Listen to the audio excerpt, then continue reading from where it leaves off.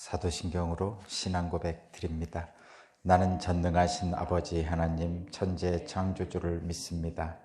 나는 그의 유일하신 아들 우리 주 예수 그리스도를 믿습니다. 그는 성령으로 잉태되어 동정녀 마리아에게서 나시고 본디오 빌라도에게 고난을 받아 십자가에 못 박혀 죽으시고 장사된 지 사흘 만에 죽은 자 가운데서 다시 살아나셨으며 하늘에 오르시어 전능하신 아버지 하나님 우편에 앉아 계시다가 거기로부터 살아있는 자와 죽은 자를 심판하러 오십니다. 나는 성령을 믿으며 거룩한 공교회와 성도의 교제와 죄를 용서받는 것과 몸의 부활과 영생을 믿습니다. 아멘. 찬송가 390장입니다. 390장.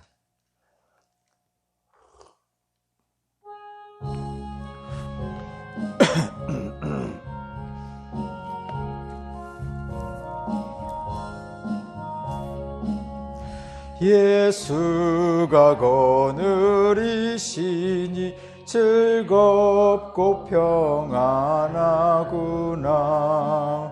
주야에 자고 깨는 것 예수가 거느리시네. 주 날 항상 돌보시고 날 친히 거느리시네. 주 날 항상 돌보시고 날 친히 거느리시네. 때때로 괴로움 당하며 때때로 기쁨 누리네. 풍파 중에 지키시고 평안히 인도하시네. 주 날 항상 돌보시고 날 친히 거느리시네. 주 날 항상 돌보시고 날 친히 거느리시네. 내 주의 손을 붙잡고 천국에 올라가겠네. 괴로우나 즐거우나 예수가 거느리시네. 주 날 항상 돌보시고 날 친히 거느리시네. 주 날 항상 돌보시고 날 친히 거느리시네. 이 세상 이별할 때에 마귀의 권세 이기네. 천국에 가는 그 길도 예수가 거느리시네. 주 날 항상 돌보시고 날 친히 거느리시네. 주 날 항상 돌보시고 날 친히 거느리시네. 아멘.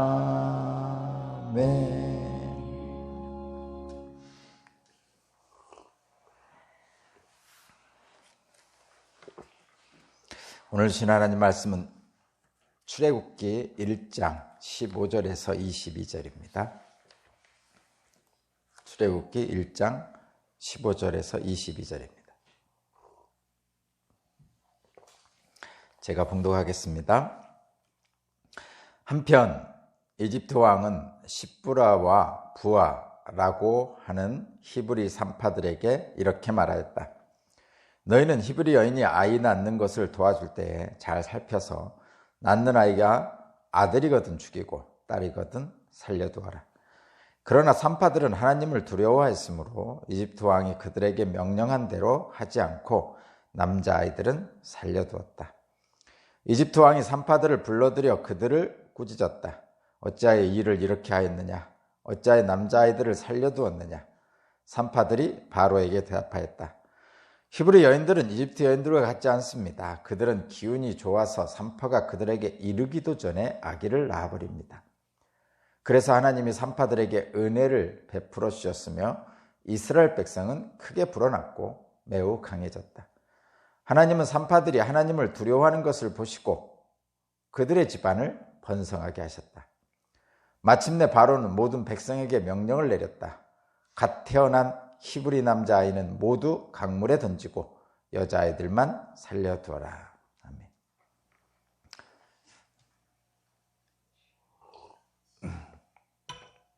오늘 말씀의 제목은 세상 왕보다 하늘의 왕을 두려워하라 라는 말씀의 제목입니다. 세상 왕보다 하늘의 왕을 두려워하라. 내용적으로 보면 히브리 산파의 선택, 그 앞에는 현명한 선택이죠. 히브리 산파의 선택입니다. 저와 여러분에게도 이런 올바른 선택이 매 순간 있으시기 바랍니다. 출애굽기 시작하고 있죠. 출애굽기는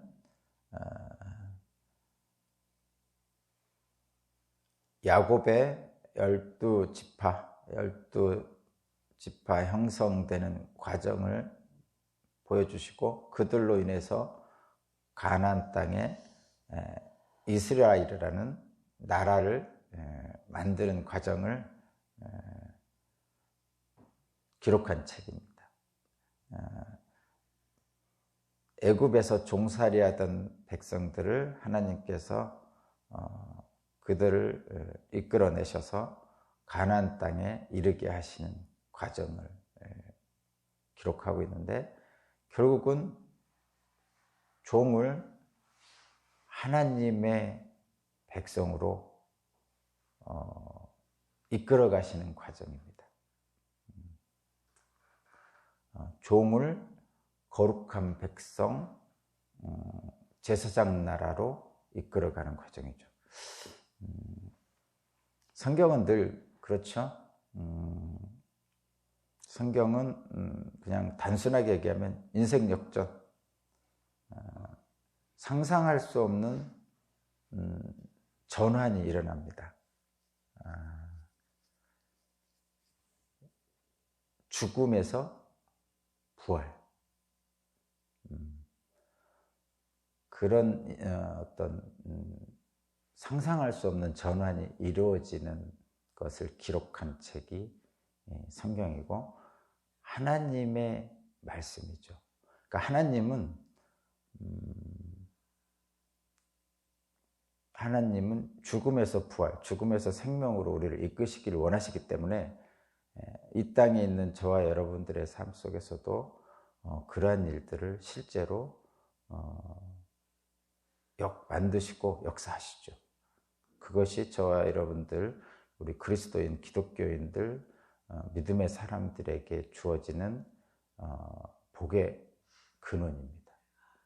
그것이 하나님의 뜻이기 때문에 그렇습니다. 그래서 하나님은 억압받고 고통받는 자들의 부르짖음을 외면하지 않으시는 하나님이죠. 그 이유는 단순한 겁니다. 하나님이 창조한 모든 세상의 피조물들, 특별히 인간으로 대표되는 이 세상이 하나님이 창조한 대로 아름답게 되기를 원하시죠. 그런데 인간들의 그 안타까운 현실 속에서 하나님이 창조한 세상을 훼손하잖아요. 근데 그 인간들이 훼손한 이 아름다운, 하나님이 만드신 아름다운 세상을 어떻게 다시 회복시키냐의 핵심적인 것은 당연히 가장 고통받고 어려운 사람들을 회복시킴으로써 하나님의 아름다운 세상으로 다시 회복시키는 것이죠. 그래서 하나님은 이 세상의 끝이고 마지막인 죽음을 다시 영원한 생명으로, 부활로 대전환을 일으키시는 일을 이 땅에서 행하시는 것입니다. 뭐 분명하죠. 하나님의 목적은 분명합니다. 다시 하나님이 만드신 아름다운 세상으로 회복시키고자 하는 것이기 때문에 그렇습니다. 그렇다면 이 땅에서 사는 저와 여러분들은 그 하나님이 행하시고 계시는 창조의 역사에 이 세상을 경영하는 하나님의 경영 전략에 맞추어가는 것이 중요한 거죠. 그것이 바로 하나님의 영광이고 하나님의 뜻이고, 그래서 우리는 하나님의 영광과 하나님의 뜻에 나를 이렇게 맞춰 나가는 과정이 바로 이 땅의 삶이고 신앙생활입니다. 그런데 늘 우리는 쓰러지고 넘어지고 하죠. 그것은 우리가 처해 있는 어떤 육체적인 한계, 이 땅의 세상들의 사람들과의 부대끼며 살아야 되는 그 속에서의 그 한계, 이런 것들 때문에 그런 거죠. 다만 하나님의 경영하시는 그 전략에 우리를 자꾸 이렇게 피아노 조율하듯이 조율해 나가는 과정이다, 이런 얘기. 그러니까 쓰러지고 넘어지더라도 다시 일어나서 하나님을 향하고, 또 쓰러지고 넘어지더라도 다시 일어나서 하나님을 향하고, 이것이 바로 출애굽기뿐만 아니라 모든 성경의 인간의 역사를 기록한 이 성경의 그 과정이잖아요. 여러분들도 아시다시피 쓰러지고 넘어지고 실족한 인간들, 그리고 다시 그를 일으키시는 하나님, 그리고 또다시 실족하고 넘어지는 인간들, 또다시 하나님이 은혜를 베푸시는 과정, 이 과정들이 계속 반복되는 것이죠. 그러나 그것들이 반복되면서 결과적으로는 하나님의 뜻에 다다르는 거죠. 역사의 순환 과정이 그렇다, 이런 얘기입니다. 오늘 본문도 절대절명의 위기의 순간이죠. 절대절명의 위기의 순간입니다. 자신들보다 더 많은 숫자로 성장한 히브리 민족을 어떻게 하면 자기들의 통제 아래 계속 놓아둘 수 있을까를 고민하던 애굽의 바로는 결국은 히브리 민족을, 그 숫자를 줄이기로 작정을 하죠. 인구를 조절, 막 좋은 얘기로 인구 조절, 악한 얘기로는 죽이는 거죠. 그래서 히브리 민족의 번성을 두려워하고 그래서 막으려는 애굽 왕의 정책이 첫 번째, 두 번째, 세 번째 정책이 있습니다. 첫 번째는 어제 있었던 말씀이죠. 뭐냐면 온갖 고된 일을 다 시키는 거예요. 온갖 고된 일을 다 시키는 겁니다. 뭐 강제 노동시키고 더욱 혹독하게 일을 벌이고 그렇게 괴롭혀서 힘들게 함으로써 그들의 번성을 막으려는 거죠. 그런데 문제는 뭐냐? 12절입니다. 12절. 어제 거예요. 어제 12절. 그런데 문제는 뭐냐? 그러나 그들은 억압을 받을수록 그 수가 더욱 불어났다. 자손이 번성했다. 이렇게 기록하고 있죠. 그러면 이런 그 혹독한 온갖 고된 일을 시켜서 좀 그들의 숫자를 조절하고 싶었는데, 왕의 입장에서, 바로의 입장에서. 근데 그게 안 된단 말이죠. 그러면 두 번째 행동이 오늘 나오죠. 두 번째, 세 번째 행동이 오늘 나오는데, 두 번째 행동이 뭐냐면 이제는 그런 정책으로 안 되니까 교묘한 술수를 부립니다. 모르게 뒤에서 하는 거죠. 겉으로는 못하니까 뒤에서 하는 거예요. 그것이 바로 은밀한 술책을 부리는데 히브리 산파에게 은밀한 명령을 내리죠. 보면은 거기 16절입니다.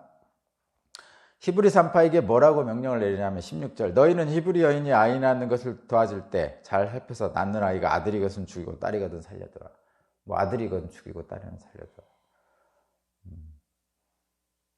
자기들에게 반항할 만한 남자가 태어나는 것은 싫어한 거죠. 그래서 교묘하게 산파들에게 명령을 해서 아들은 죽이고 딸은 살려두라고. 그러니까 노예는 계속 부려야 되겠고 남자들이 많으면 반항할 것 같고 뭐 그러니까 그렇게 한 거죠. 옛날에는 그냥 머리로 사는 게 아니라 그 노동력이 힘이었기 때문에서요. 군사들도 대부분 남자들이 군사니까 그런 면에서 남자는 죽이라고 그런 겁니다. 좀 은밀한 술책을 사용하는 교묘한 그 인간들의 그 모습이죠. 참 말도 안 되는 일을 하고 있는 거죠. 그런데 세 번째 정책이 또 나옵니다. 세 번째 정책. 세 번째는 뭐냐면 22절이에요. 22절 읽어볼게요. 마침내 바로는 모든 백성에게 명령을 내렸다. 갓 태어난 히브리 남자 아이는 모두 강물에 던지고 여자 아이들만 살려두어라. 첫 번째 정책은 온갖 고된 일을 시킴으로써 숫자를 조정하려고 했고, 두 번째는 은밀하게 뒤에서 교묘한 술책을 부려서 하려고 그랬고, 그것도 안 되니까 세 번째는 그냥 공개적으로, 그러니까 힘이 공개적으로 자기의 강제적 권력을 사용하는 거예요.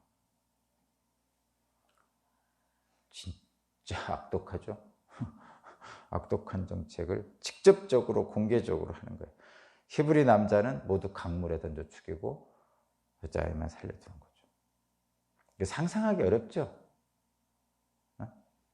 상상하기 어렵죠. 그러니까 이 악한 자들의 행동의 그 과정이 이렇습니다. 첫 번째는 어떤 정책적인 수단을 사용하죠. 일종의 허용된 범위. 첫 번째가 그거예요. 그래서 온갖 그 굳은 일, 고된 일을 시킴으로써 자기들의 목적을 달성해 보려고 합니다. 근데 이게 안 되죠, 보통은. 안 됩니다. 그러니까 뒤에서 이제 교묘한 술책을 부리고 공작을 합니다. 히브리 산파를 이용해서. 근데 이것도 생각보다 쉽지 않습니다. 교묘한 술책도 한두 개지.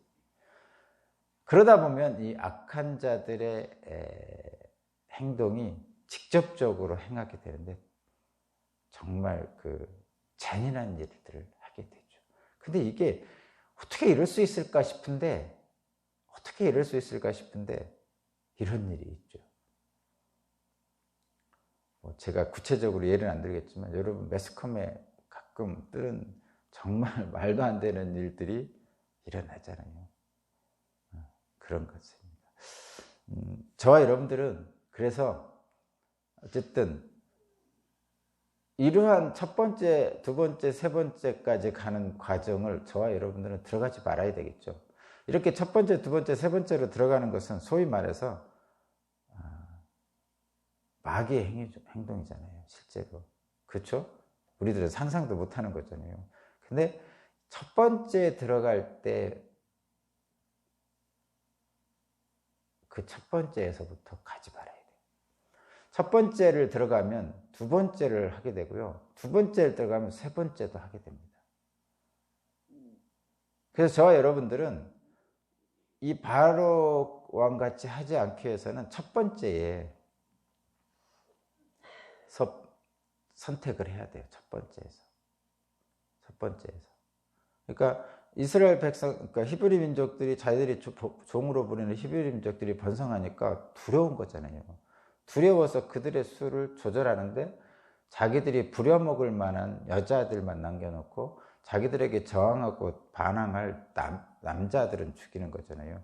그러니까 자기들의 목적에 따라서 사람을 취급하는 거예요. 자기들의 유익한 목적에 따라서. 그러면 히브리 민족이 그를 사람 취급 안 하는 거죠.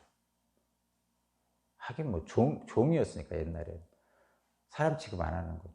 그러면 사람이 사람을 사람 취급 안 하면 하나님의 뜻에 어긋나는 거죠. 여러분 아시죠? 그래서 사람이 사람을 사람 취급을 안 하고 자기의 이익을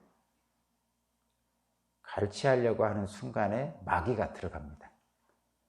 이 바로 왕이 이렇게 행동하겠다는 마귀가 들어가는. 그래서 이제 자기의 목적에 따라서 사람을 이렇게 잔인하게 하는 데까지 가는 거죠. 그래서 저와 여러분들은 첫 번째에서부터 그렇게 되지 않기 위해서는 하나님의 뜻을 잘 생각하고 소위 말해서 사랑하려고 애를 써야 돼요. 내 유익과 이익을 따라 옆에 있는 사람을 이용하려고 하지 말고 주님이 말씀하신 대로 이웃을 사랑하면 옆에 있는 사람을 사람으로 대하게 되고 인격적으로 대하게 됩니다. 그런데 옆에 있는 사람이 나의 돈벌이 수단이나 어떤 유익의 수단으로 되면 상대방이 목적이 아니고 수단화시키게 돼요, 상대방을. 그러면 이 바로왕처럼 히브리 사람들이 다 수단이에요. 자기의 부를 누리는 수단. 그러는 순간부터 사람을 사람으로 대하지 않고 목적으로 대하지 않고 수단으로 대함으로써 자기가 마음대로 죽이고 살릴 수 있는, 조절할 수 있는 어떤 대상으로 보게 됩니다. 말하자면 물건으로 보는 거죠. 히브리 사람들을. 그럼 물건은 물건이잖아요. 존중을 안 해줍니다. 그래서 저와 여러분들이 이 바로왕처럼 되지 않기 위해서는 그 전에 그렇게 되지 않도록 주님의 말씀대로 이웃을 사랑하려고 해야 돼요. 내가 먼저 사랑하고 내가 더 사랑해야 된다. 그렇게 해야 되는데 이렇게 못했죠. 그런데 처음부터 빠져들어가지 않은 사람이 있었어요. 그러니까 이 세상 사람들은 누구나 이 바로왕 같은 유혹을 받습니다. 자기의 이익을 지키기 위해서. 그런데 처음부터 그렇게 들어가지 않아야 된다고 그랬는데 그렇게 안 한 사람이 오늘 본문에 있는데 누구냐? 히브리 산파들이에요. 이들은 어떻게 빠져나왔을까요? 그런 유혹이 없었을까요? 자신의 이익을 위해서 있었겠죠. 그런데 그런 선택을 하지 않았어요. 자, 한번 볼게요. 히브리 16절이죠. 바로왕이 히브리 산파들에게 히브리 여인들이 아연할 때 아들이면 죽이고 딸이면 살려두라고 이렇게 은밀하게 제안을 했어요. 그러면 여러분들 왕이 이렇게 제안을 했다는 거는요, 잘못하면 너 죽는다 이거예요. 그죠? 이게 말하자면 뒤로 술책을 부리는 거 아니에요. 그러면 첫 번째는 너 이거 들키지 않게 해야 돼. 너 들키면 너 죽어. 그리고 너 그대로 안 하면, 내가 명령한 대로 안 하면 너 또 죽어. 뭐 이런 거죠. 한마디로 참 곤란한 지경에 빠졌죠. 근데 생각보다 세상을 살다 보면 이러한 유혹을 받는 경우가 엄청 많습니다. 응? 자, 그럼 그냥 세상적 입장에서 생각해 보면요, 이 히브리 여인에게는 지금 선택의 갈림길이 있어요. 첫 번째는 왕의 말을 들어서 출세하느냐. 이걸 출세라고 하니까 여러분들이 괜히 사람을 죽이고 애를 죽이고 살리는 것을 출세라고 표현하니까 괜히 거부감 들을 수 있지만 여러분 그렇게 생각하고 들으셔도 돼요. 누군가에게, 마귀에게 유혹을 받잖아요. 예수님을 세 가지로 시험할 때 그 마귀의 유혹은 출세죠. 성공이죠. 그죠? 똑같은 유혹을 지금 받는다고 생각하시면 돼요. 그러니까 이게 어린아이를 죽이고 살리는 것이니까 다른 것 같지만 실제로는 이 산파는 지금 제한을 받고 있는 거죠. 보죠? 왕의 명령대로 하면 엄청난 보상이 따르겠죠. 응? 엄청난 보상을 따를 거예요. 그렇지 않겠어요? 왕이 그냥 시키겠어요? 은밀하게 불러서 이런 일을 시키면서 엄청난 보상을 약속했겠죠. 그렇다는 거죠. 근데 예수님이 마귀의 3가지 시험을 거절하신 것처럼 우리도 그렇게 거절해야 되는데 그 거절하는 게 쉽지 않아요. 히브리 산파도 그렇게 거절하는 게 쉽지 않았을 거예요. 그런데 이 히브리 산파는 거절했습니다. 근데 거절할 수 있었던 이유가 예수님하고 똑같아요. 예수님이 3가지 시험에서 거절했잖아요. 그 이유가 예수님하고 똑같아요. 한번 볼까요? 거기 17절입니다. 그러나 산파들은 하나님을 두려워하였으므로 이집트 왕이 그들에게 명령한 대로 하지 않고 남자아이들을 살려줬다. 예수님이 마귀의 3가지 시험을 거절한 이유하고 이 히브리 산파가 바로 왕의 은밀한 제안을 거절한 이유하고 똑같아요. 하나님을 두려워하는 거죠. 예수님도 하나님을 두려워하기 때문에 마귀의 시험을 이기셨어요. 히브리 산파도 마찬가지입니다. 분명합니다, 여러분. 환난 가운데서도 하나님은 우리를 돌보시는 것을 여기서 볼 수가 있어요. 응? 히브리 산파가 은밀하게 하는 행위를 히브리인들이 알았을까요? 당연히 몰랐겠죠. 몰랐어요. 모르면서 히브리 산파에게 애 낳는 것을 불러서 맡겼겠죠. 그러면 이 히브리 사람들은, 여인들은 몰랐어요. 그거 은밀히 왕이 명령해서 지금 히브리 산파에게 명령한 걸 몰랐어요. 그런데도 모르는 히브리 여인들이 그러니까 그냥 그 히브리 산파를 불러서 아기를 낳겠죠. 그런데 몰랐는데 하나님은 히브리 사람들을 돌보시고 계시잖아요. 왕이 술책을 어떻게 부렸는지, 히브리 산파가 어떤 제안과 유혹을 받았는지 전혀 모르는 히브리 여인들은 하나님의 돌보심을 받고 있죠. 몰라도 됩니다, 여러분. 네? 몰라도 돼요. 혹시 이거를 알게 되잖아요. 고통스럽죠. 산파를 불러야 되나 말아야 되나. 어쨌든. 그러니까 사실은 이거 몰라도 됩니다.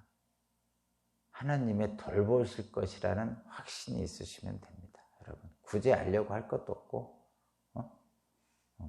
그렇습니다. 환난 가운데 피할 길을 내시는 하나님의 모습을 저와 여러분들 볼 수 있습니다. 여기서 우리에게 이제 한 가지를 더 주는 게, 히브리 산파들이 엄청난 유혹을 받았잖아요. 상을 줄 거란 말이에요, 그대로 했으면. 근데 이 히브리 산파는 세상의 왕보다 하나님, 하늘의 왕을 더 두려워했죠. 그래서 그 명령대로 행하지 않았어요. 그러면 목숨을 건 거죠, 이 사람. 목숨을 건 거예요. 근데 어쨌든 피할 길을 주셔가지고 이러저러한 핑계를 대면서 안 했죠. 왕의 명령을. 그래서 어떻게 된지 모르지만 엄청난 그 책망을 받았겠죠, 왕에게. 당연한 거죠. 책망 엄청나게 받았겠죠. 그리고 포기한 거잖아요. 있을 데 없는 것들 하면서 막 포기하는 거예요. 그러면서 곤장을 내려치고 쫓아내라 뭐 이렇게 해서 히브리 산파들이 엄청난 곤욕을 겪었을 거예요. 그렇지 않겠어요? 왕의 명령이 은밀하게 내렸는데 그대로 안 됐으니까. 그런데 하나님이 이들을 돌보셨어요. 21절 보세요. 21절. 하나님은 산파들이 하나님을 두려워하는 것을 보시고 그들의 집안을 번성하게 하셨습니다. 그러니까 세상의 왕이 주는 유혹을 물리치고 하나님을 두려워한 산파들에게 하나님이 번성하게 하셨어요. 그 집안을. 사실 저와 여러분들은 이런 것이 너무 좋죠. 좋습니다. 근데 이것은 모르는 일이잖아요. 당장 어떤 왕의 유혹이 있을 때는 하나님이 이런 복을 주실지 모르잖아요. 그러니까 견디기가 어려운 거예요. 고통스럽단 말이에요. 결국은 하나님이 경영하시는 대로 승리할 거라는 확신을, 그래서 저와 여러분들은 가질 필요가 있는 게, 당장 당하는 바로 왕의 핍박을 견디기가 어렵거든요. 그래서 보이지 않는 하나님의 역사는 눈앞에 없고 보이는 왕의 권력은 두려운 거죠. 그래서 왕의 권력을 따라가고 싶은, 아니면 따라가야만 하는 변명거리를 막 찾아내죠.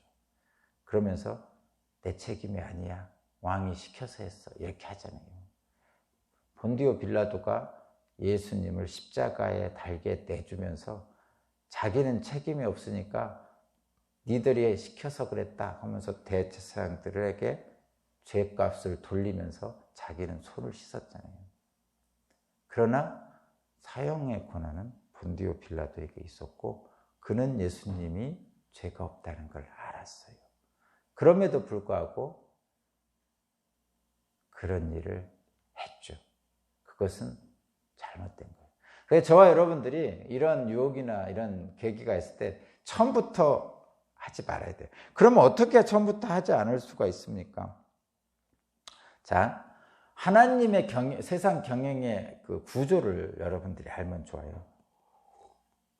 하나님의 세상 경영의 그 법칙, 하나님의 세상 경영의 그 법칙입니다. 자, 보세요. 자, 이제 22절을 보니까 갓 태어난 히브리 남자 모두는 강물에 던지고 여자아이들만 살려두라고 직접적으로 진짜 잔인한 명령을 내렸잖아요. 실제로 이렇게 진행이 됐죠. 그래서 모세가 강에 던져졌잖아요. 근데 모세가 종이죠. 종의 아들이잖아요. 그 종이에요. 그래서 결국 강에 던져졌어요. 근데 결국은 어떻게 됐어요? 하나님이 돌보셔서 왕궁으로 들어갔죠. 오히려 바로 왕의 딸이, 공주가 건져서 자기의 양아들로 삼았어요. 그럼 뭐죠? 종이 왕자가 된 거예요. 강물에 던져졌는데 궁전에서 사는 겁니다. 하나님의 역사는 이렇게, 제가 그랬잖아요. 성경은 죽음에서 생명으로, 죽음에서 부활로 이어지는 대역전, 대전환을 성경은 늘 기록하고 있다고. 그래서 종이었고 강에 던져진 모세가 왕자로서 궁전에서 살게 되는 이런 대역전이 있는 거예요. 대전환이. 마찬가지로 히브리 민족 전체는요, 종이잖아요. 그래서 학대를 받았단 말이에요, 지금 전체가. 그런데 결과적으로는 하나님께서 그들을 제사장 나라로 삼으셨죠. 그리고 이 세상 모든 나라들을 따라오라고 하는, 세상을 리드하는 나라가 된다. 다르죠. 이것이 하나님의 역사를 우리에게 알려주는 거예요. 그러면 이 법칙이 뭐냐? 하나님의 역사는 잘 보면요, 중심에서 일어나지 않고 변두리에서 일어납니다. 원래 하나님의 역사는, 보통 우리 인간들의 역사는 이렇게 하잖아요. 말은 나면 제주도로 보내고 사람은 나면 서울로 보내라고 그러잖아요. 왜 그래요? 중심에 가야, 큰 세상을 봐야 그곳에서 큰 일을 할 수 있다는 거죠. 근데 하나님의 역사는 그렇지 않아요. 요 당시에 중심은 어디였어요? 바로 왕이죠. 궁전이죠. 바로 왕입니다. 바로 왕을 통해서 세상을 이끄시는 하나님이 아니라는 거예요. 가장 천한 히브리 민족인 종으로부터 시작돼요. 근데 저와 여러분들은 늘 안 그렇잖아요. 말은 제주도로 보내고 사람은 서울로 보내는 것이 좋다고 생각하고, 실제로 세상에서는 그렇게 해서 살아갑니다. 근데 하늘의 법칙은, 제가 이 말씀을 드리는 것은 하나님의 역사는 중심이 아니고 변두리에서 시작한다는 것을 분명히 기억하라는 거예요. 그리고 그것을 통해서 어떻게 세상을 대전환을 시키시는지, 종인 히브리 민족을 선택해서 제사장 나라로 만드시고 하나님의 역사를 이루시는 것. 또 예수님이 어디서 태어났어요? 나사렛 촌동네에 태어났어요. 원래 중심은 예루살렘이에요. 근데 중심에 있던 예루살렘의 대지상들과 율법학자들이 택하신 게 아니고 나사렛이라는 아주 작은 촌동네에서 예수가 나셨어요. 하나님의 역사는 변두리에서 시작됩니다. 중심이 아니고. 응? 그러니까 중심이 아니라는 의미는 이런 거예요. 하나님은 고통받는 자들의 하나님이라는 거예요. 그러면 어떻게 하라는 얘기입니까?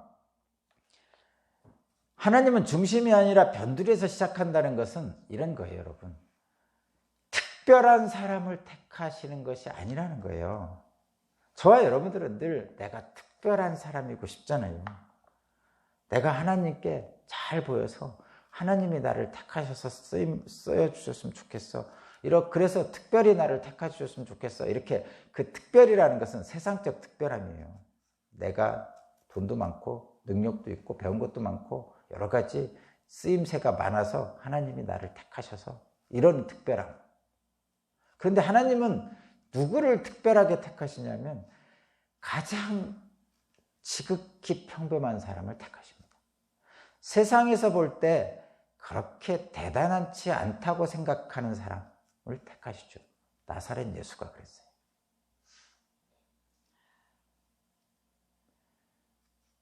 나사렛 예수가 안 그랬어요. 어릴 때부터 굉장히 똑똑하고 그랬어요. 나이 12살에 성경 가가지고 말씀 가르쳤어요. 이런데 그거는요. 다 그런 일 없었습니까? 부모가 볼 때 처음에 딱 태어나서 1살 정도 되면 다 천재 같아요. 그리고 한두 번 자라면서 떼어난 거 안 보여주는 애가 어디 있어요. 단지 그것밖에 없잖아요. 예수님도 12살에 그거 하나밖에 없잖아요. 왜 그러면 그 어릴 때 그 뛰어난 일들을 많이 기록 안 했을까요? 그냥 하나 기록한 거예요. 북한의 김일성은 대동강에서 낙엽을 타고 건넜다면서요. 어쨌든 여러분, 가장 지극히 평범한 사람을 택하셔서 하나님의 역사를 이룹니다. 이게 분명합니다, 여러분. 이 성경을 읽어보면 전체가 다 그렇습니다. 그러면 그 지극히 평범한 사람이 누구냐? 하나님을 두려워하는 사람이죠. 겸손히 하나님을 두려워하기 때문에 어떻게 하죠? 겸손합니다. 겸손히 순종할 수밖에 없어요. 하나님을 두려워하면요, 겸손히 순종 안 할 수가 있나요, 여러분? 응? 그래서 이런 사람은 순결한 영혼을 가지고 있어요. 순결한 영혼. 그래서 예수께서 어린아이 같지 않으면 천국에 들어갈 수 없다 할 때 그 어린아이라는 것은 이러한 사람을 얘기하는 거예요. 하나님을 두려워하고 겸손히 순종하는 순결한 영혼을 가진 사람을 얘기하죠. 그러면 이 사람들과 반대편, 제가 이 얘기만 하고 마칠 거예요. 반대편에 있는 사람도예요. 권력의 핵심에 있는 사람들은 어떻습니까? 이들은 오만하죠. 이 바로왕이 지금 오만하잖아요. 얼마나 오만하면 사람을 이렇게 죽이라고 합니까? 권력의 핵심에 있는, 중심에 있는 사람들은요, 오만해서 이 사람들은 눈이 가리워져 있어요. 가리워져 있단 말이에요. 사람을 사람으로 보지 못합니다. 자기의 유익을 위한 수단으로 보는 거예요. 물건으로 보는 거예요. 그러니까 죽이라고 그러죠. 강물에 내던지라고. 이들은 눈이 가리워져 있어요. 그래서 볼 것을 보지 못합니다. 자기의 유익이라는 것으로 가려져 있기 때문에 사람을 수단으로 봅니다. 그래서 이들의 영혼은 오염되어 있어요. 그러니까 지극히 평범한 사람, 하나님을 두려워하고 겸손히 순종하는 사람은 그 영혼이 순결하지만 이 오만하고 가려워진 눈을 가진 이 바로왕 같은 사람들은 영혼이 오염되어 있단 말이죠. 말 그대로 오염되어 있다는 것은 사탄 마귀가 들어가 있다는 거죠. 권력 구조 안에 있는 사람들과는 비교할 수 없는 순결한 영혼을 가지고 있는 이 변두리에 있는 지극히 평범한 사람을 사용하셔서 하나님의 역사는 지금도 이루어지고 있습니다. 여러분에게도 분명히 그런 일들이 일어나니까 분명한 확신을 가지고 오늘도 살아가시기 바랍니다. 하나님 감사합니다. 끝이 보이지 않는 인생의